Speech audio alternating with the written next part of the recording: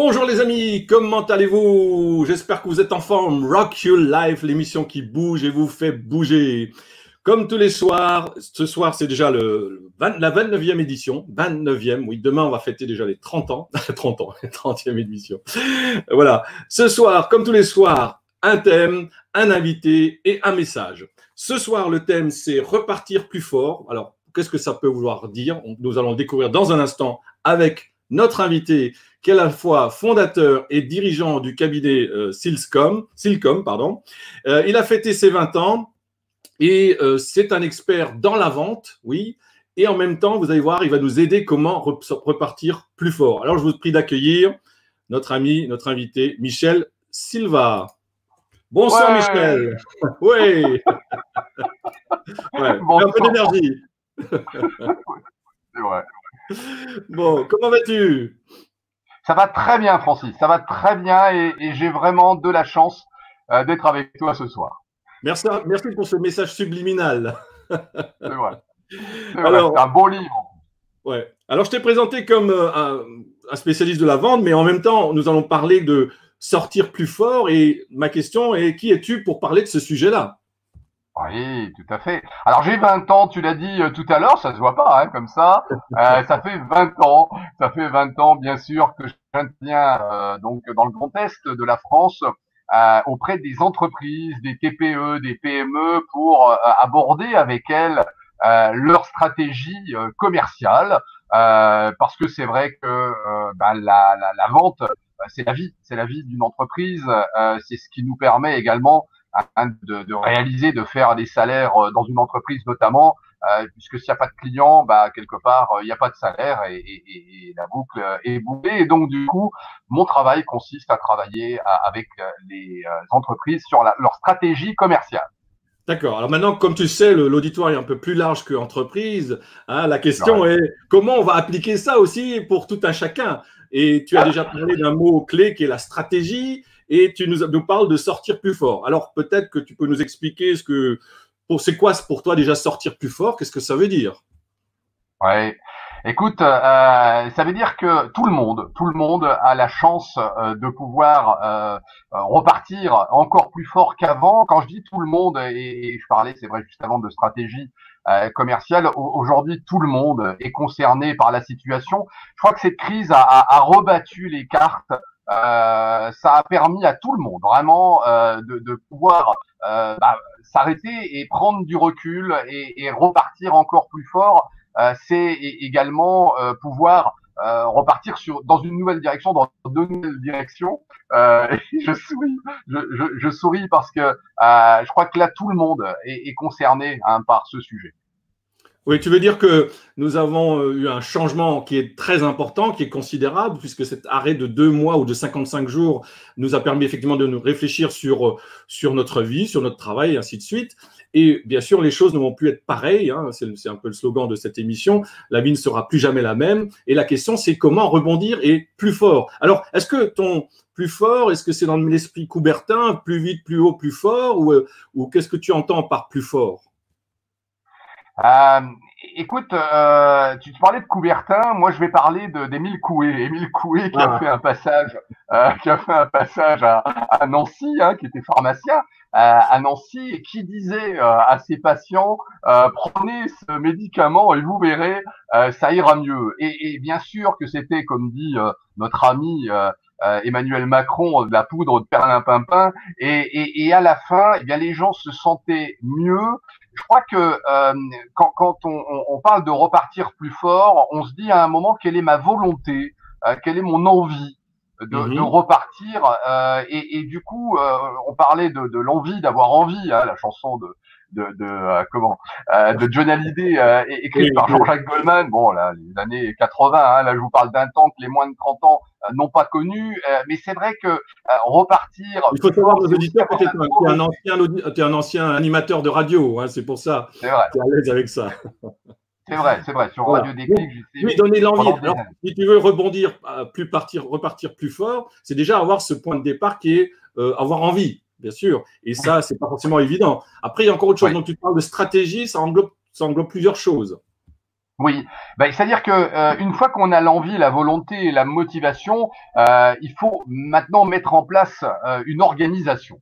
Et avoir envie, c'est bien. S'organiser, c'est mieux. Hein, il y a toujours mieux de toute façon. Hein, et donc, il y a trois étapes et trois facteurs importants. Il y a la volonté, il y a la gestion du temps et l'organisation hein, de sa gestion du temps. C'est, par exemple, hein, quelque chose de concret. À quel moment je mets en place tel outil, telle méthode, telle compétence, telle action que Mhm. j'ai décidé de mettre en œuvre. Eh bien, Alors, quand on oui, alors, programme, attends, juste une chose avant que tu ailles trop loin. pardon, J'allais dire la première chose aussi, c'est que nous devons sans doute réorganiser notre façon, notre temps, notre façon d'organiser notre temps, hein, ou notre travail, ou notre vie en général, puisqu'il y a plein de choses qui vont être différentes. Ça ne va plus être pareil, hein, comme avant ce confinement.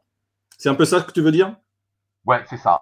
Oui, c'est ça. Et puis, en même temps, au-delà de ne pas être pareil, c'est également de trouver une nouvelle organisation. Et donc, Mhm. sa gestion du temps est différente. C'est-à-dire que le lundi n'est peut-être plus le même aujourd'hui qu'avant. Et donc, c'est de se dire, mais qu'est-ce que je fais le lundi, et notamment de telle heure à telle heure, qu'est-ce que je fais le mardi? C'est-à-dire qu'il faut se reprogrammer également toute son organisation alors, au-delà d'avoir la volonté, c'est vraiment de s'organiser et d'organiser son emploi du temps. Ça, c'est Donc, tu important. dis, il y a l'envie, il y a s'organiser, et puis il y a un troisième aspect, c'est ça? Ouais. Le troisième aspect, moi, je parlerai de compétences. C'est-à-dire que Mhm. on a tous besoin à un moment, soit de s'entourer des meilleurs, soit d'aller chercher nous-mêmes la compétence qu'il nous manque. Alors, soit on fait l'un, soit on fait l'autre, et du coup, il faut choisir, il faut faire un choix et mettre en place une stratégie quelconque. Hein, la définition hein, de la stratégie, je te Oui, la donne-nous la donne. définition. Allez, je te donne la définition de la stratégie. C'est la mienne. Hein. Ça désigne en fait l'orientation de toutes en fait les actions à mettre en œuvre pour pouvoir mener à bien son entreprise, son activité, son emploi du temps également. Ça, c'est vraiment ça la définition d'une stratégie. Ensuite, bien sûr, hein, à nous de mener celle qu'on veut. Il y a la stratégie marketing parce qu'on peut se marketer soi-même, hein, c'est-à-dire qu'on peut, à titre individuel, Mhm. mettre en œuvre sa stratégie, sa propre stratégie, qu'on ait n'importe quel métier, on peut se marketer soi-même, et donc du coup, ça fait partie de la stratégie. Ça veut dire qu'il faut avoir réfléchi d'abord où on veut aller et après comment on va faire pour y aller. La stratégie, quelque part, c'est l'objectif et puis aussi quels moyens on va utiliser ou les moyens qu'on a, dont on dispose pour atteindre cet objectif. C'est un peu ça. Alors, sachant qu'il y a toujours plusieurs moyens ou plusieurs chemins pour arriver à une destination. Oui, tout à fait, tout à fait. Et puis il faut aussi accepter de ne pas pouvoir tout maîtriser et de ne pas maîtriser tout. Hein, et c'est ce qui fait notre richesse humaine. Hein. Souvent on parle de RH. Moi, les lettres R et H, je leur mets plutôt richesse pour le R et humaine hein, pour le H, parce que ce sont bien nos différences hein, qui font notre richesse. Et donc c'est de se dire à un moment, nous avons tous une richesse en nous, nous avons tous un potentiel, un talent, un savoir-être. On parle beaucoup de soft skills hein, aujourd'hui. Voilà, c'est qu'est-ce que je dois mettre en œuvre au-delà de ce talent, au-delà de cette chance. Hein, et ça, tu sais de quoi Donc, on parle. Hein, donc tu quand nous on parles parle de de, chance, Donc, tu nous parles que nous avons tous un potentiel. ouais. Et puis là, ce que tu nous dis, bon, on a un potentiel qu'il faut développer. Et pour repartir plus fort, il faut utiliser ce potentiel. Et pour l'utiliser, il faut avoir une stratégie. Enfin, ce que tu appelles une stratégie, c'est à la fois avoir développé cette envie, cette motivation. Ensuite, s'organiser, trouver la meilleure organisation avec les nouvelles conditions actuelles. Et aussi, ensuite, voir quelles sont les ressources, les moyens, que ce soit les compétences personnelles, que ce soit aussi les outils, puisque les outils que nous utilisons aujourd'hui, hein, d'ailleurs l'outil que nous utilisons en ce moment, était très peu utilisé juste avant ce confinement. Tout à fait. Tout à fait, c'est un très bon outil. Les réseaux sociaux sont un excellent outil aujourd'hui. Et puis, bien sûr, ce qu'on fait aujourd'hui tous les deux, c'est un bon moyen également de communiquer, tout simplement, si on a envie, bien sûr, de passer par cette phase-là. Alors, si on veut, ça veut dire que pour repartir plus fort, il faut prendre le temps de réfléchir à sa stratégie. Mais ça veut aussi dire, je pense qu'à un moment donné, parfois, il faut peut-être changer sa stratégie parce que j'imagine qu'on ne connaît pas l'avenir et il y a beaucoup de choses qui vont changer encore à court terme et moyen terme. Et comme on ne sait pas, il va falloir s'adapter. C'est bien ça? Oui. Oui, oui. Cette faculté d'adaptation qu'a l'homme, on a tous une faculté d'adaptation. Faut juste en avoir envie. Mais on revient toujours à ces trois étapes qui sont vraiment importantes. Et puis d'aller chercher les compétences nécessaires. C'est important d'aller les chercher parce que au-delà d'avoir ce savoir-être et ce talent, faut vraiment aller chercher ce qui nous manque. Chacun peut aller chercher ce qui lui manque. Aujourd'hui, la France a tout pour réussir et nous avons tout pour réussir. Encore faut-il mettre en œuvre ce qu'il faut. D'accord. Donc, alors, est-ce que tu peux nous donner des clés ou des conseils pour aller chercher ce qu'il faut, que ce soit développer son envie, sa motivation, l'organisation ou développer ses compétences ou ses moyens, ses ressources? Alors, un conseil que je pourrais vous donner, que vous allez mettre en œuvre à partir de maintenant. Oui. Ayez toujours avec vous un carnet à idées, ayez toujours un support sur lequel vous allez prendre des notes chaque fois que vous êtes en train de marcher, chaque fois que vous êtes en train de vous promener, quand vous êtes des moments même où on se dit tiens c'est le moment, on regarde un film et on se dit tiens j'ai une idée. Ayez toujours à côté de vous de quoi noter et de quoi noter cette idée-là parce que est-ce que c'est demain que vous allez mettre en œuvre l'idée que vous venez d'avoir? Non, ce sera peut-être après-demain, ce sera peut-être dans quelques semaines, dans quelques mois. Mais si vous voulez avoir une réponse concrète sur une astuce, c'est noter à chaque fois et ayez le support à portée de main. Notez à chaque fois l'idée qui vous vient. C'est magique, c'est vraiment magique. Oui, parce que ce que tu veux dire, c'est qu'au moment où on a l'idée, si on ne note pas tout de suite, on risque de l'oublier quelques secondes après. Oui. Mais c'est une réalité. D'ailleurs, c'est tellement vrai qu'on se dit quelques années après, mais il me semblait que j'avais, combien d'années on a pu perdre, et on peut perdre avec ça. Donc du coup, prendre note d'une idée, de toutes les idées qui vous passent. Dans la journée, il en passe une, deux, trois. Il y en a des fois 10 parce qu'il y a des journées, vous savez, comme on dit, il y a les journées avec, les journées sans. Mais quand on est dans une journée avec, il y a des idées extraordinaires qui nous passent par la tête et qui attendront leur jour pour éclore ou qui pourront être mises en œuvre très très rapidement. Ok, donc une idée, tu as encore une autre suggestion, un autre conseil? Ouais, regardez toujours votre travail avec les yeux d'un client. C'est-à-dire, dites-vous, tiens, si j'étais à la place du consommateur, si j'étais à la place de l'acheteur, comment je réagirais? Qu'est-ce que je dirais?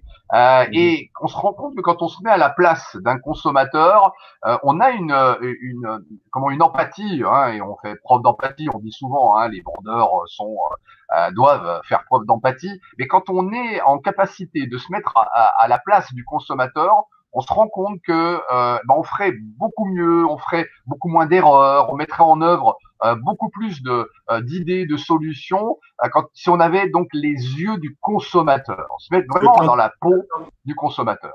Ce que tu es en train de dire de manière un peu plus large aussi, c'est parfois se mettre à la place de l'autre et de comprendre que l'autre, il a pas forcément le même regard ou le même comportement que nous, on croit qu'il devrait avoir ou qu'il a. Et donc, c'est effectivement très utile pour justement anticiper ou comprendre quels vont être les comportements des gens à l'avenir, que ce soit d'un point de vue professionnel, social ou familial. Ouais. Peut-être un dernier conseil? Un dernier. Avant qu'on passe à notre coach, au regard du coach. Avant qu'on retrouve le regard du coach, c'est ça. Oui, c'est ça. Ouais, c'est ça. Alors, avant de retrouver le regard du coach, je souhaite vous dire quelque chose d'important.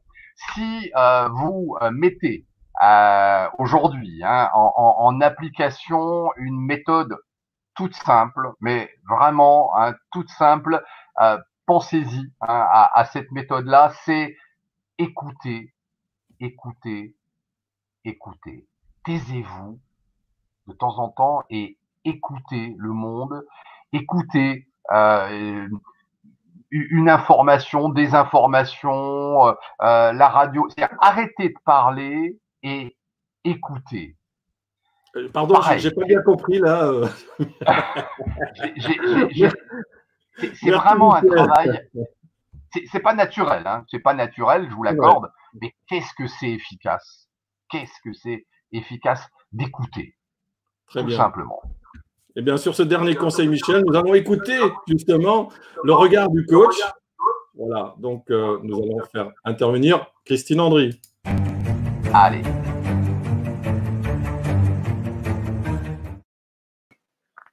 Ah, c'est à moi. Bonjour à tous. Eh bien, ce matin, en fait, je regarde le thème de la journée et je vois le rebond. Et je me dis, waouh, c'est génial. C'est ça qu'il me faut. Hier, j'étais en plein burn-out, mais aujourd'hui, l'idée géniale est arrivée. Du coup, eh bien, ce chapeau de soleil, ce chapeau, ces lunettes de soleil, les petites étoiles, j'étais à fond, mais à fond. Et puis, en fait, ce midi, en fait, j'ai rencontré quelqu'un, pas très sympathique. Et puis, il m'a dit quelque chose qui m'a dérangée. Mon idée, au final, elle s'est un petit peu amoindrie. Cet après-midi, je vais tondre mon gazon, manque de bol, je me fais piquer par un moustique. Et là, ce soir, je suis sincèrement convaincue que c'est une très mauvaise idée. Mais le rebond, je suis désolée de vous dire, je vais vous saboter le moral. C'est pas ça. C'est pas une idée qui vient comme ça par magie le matin et qu'on va mettre tout en place, parce que c'est pas comme la lune de miel, il faut savoir se structurer. Vous savez, cette lune de miel où on est tout feu tout flamme, où c'est super génial, on avance, etc. Oui, mais il y a un moment, il faut remettre les pieds sur terre. Donc moi, je vais les remettre avec vous. En fait, c'est quoi en fait le rebond? Le rebond, c'est simplement déjà se servir du temps comme un temps de nettoyage, un temps d'écoute. C'est ce que vient de dire Michel Silva. Donc finalement, moi je l'appelle nettoyage, mais en même temps, par ce nettoyage, eh bien aussi, on va peut-être se débarrasser de toutes les idées qu'on avait jusqu'à présent, de toutes les pensées, et puis peut-être commencer à écouter ce qui se passe ailleurs, ce qui se passe dans le monde, regarder autour de soi, parce que rien qu'autour de soi, il y a 1001 idées qui peuvent venir. Ensuite, il faut passer au temps de la réflexion, le temps de la réflexion. Parce que il y a des personnes qui débordent d'enthousiasme au moindre idée, ça y est, il faut mettre tout en place, etc. Oui, mais n'oubliez pas qu'il y a une structure, qu'il faut que des gens suivent, ou que vous-même vous devez suivre, que votre énergie doit suivre. Donc il faut penser à ce temps de réflexion. Et puis en dernier, il faut se structurer. C'est comment je mets ça en place. J'écris sur un papier cette idée-là, comment je peux la mettre en place. Ça vous donnera une meilleure idée de comment vous pouvez rebondir. Et puis en dernier, j'ai envie de vous proposer un accompagnement ou pas, suivant votre personnalité. C'est ce qu'a dit Michel aussi. Parfois, on trouve les ressources à l'intérieur de nous. Parfois, il est intéressant de se faire accompagner, pas à pas, pour mettre en place cette idée qui va nous permettre de mieux rebondir. C'était aujourd'hui mon regard du coach, regard un petit peu joueur, mais c'est dans le thème de l'émission. Voilà, merci. Eh bien, merci Christine. Nous allons... Voilà. Un dernier mot peut-être, Michel, par rapport à ce que vient de dire Christine. Ouais. Moi, alors, merci Christine, parce que c'était vraiment très très agréable et très intéressant à écouter. Pensez toutes les semaines à envoyer un message. Ça peut être un mail, ça peut être un message écrit, manuscrit, à quelqu'un que vous connaissez. Mais sans qu'il y ait une arrière-pensée, c'est aller le saluer en lui écrivant un message, un mail sur les réseaux sociaux, des messages manuscrits également. Vous savez que justement c'est parce on écrit moins de lettres, je dirais manuscrites, une carte postale par exemple, que justement faut le faire. En marketing, c'est aussi ça qu'on se dit, c'est se différencier. C'est justement parce qu'aujourd'hui on écrit moins par la poste et on passe moins de courrier par la poste que ça vaut le coup de le faire aujourd'hui.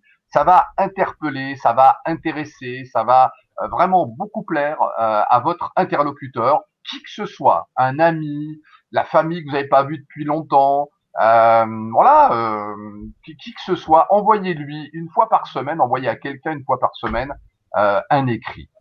Eh bien, merci Michel pour ce dernier conseil. Alors, il y a beaucoup de commentaires ce soir, donc je vais les faire diffuser. Peut-être que le coach il peut nous donner un avis. Alors, il y en a qui disent bonsoir, voilà. Ok. Et puis, on va faire défiler. Il y en a qui ont des textes un peu plus longs. Prenez soin de vous, voilà. Ça, c'est Charlie. Bonne soirée. Voilà, Marie-Claude qui nous fait un coucou. Rosemary, qui est une habituée.